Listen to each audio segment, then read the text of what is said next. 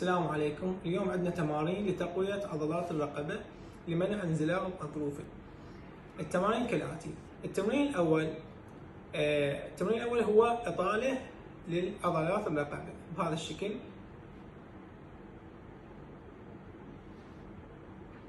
عشر عدات.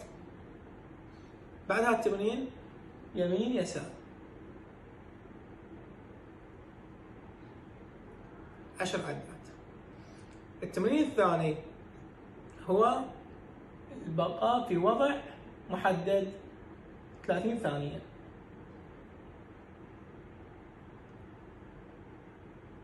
ثلاث مرات. كذلك هذا الوضع.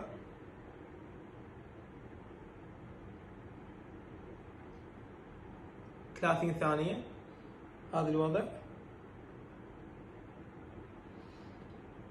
مع شهيق زفير على مود تتمدد هذه الجهة، كذلك هذه الجهة.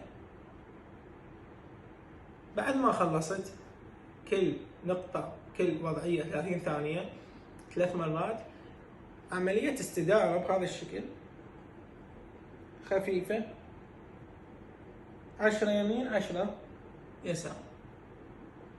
تمام. بعد ما نخلص من هاي التمارين نجي التمارين القوة. ندفع بالجانب المعاكس بهذا الشكل، كأنه ادفع هيك واضغط بايدي ادفع. لاحظ، اضغط بايدي. انا اذا اودي ركبتي هيك بايدي اضغط اسوي ستريتش بهذا الشكل. الجهة الثانية كذلك استقامة ادفع. تمام. للأعلى هذا الشكل أدفع كأنه ينزل بس بهاي أصابع أمنع هذا الشكل. الثانية هي على الخلف أدفع وارجع. هاي تطبق يعني بشكل دوري متقطع.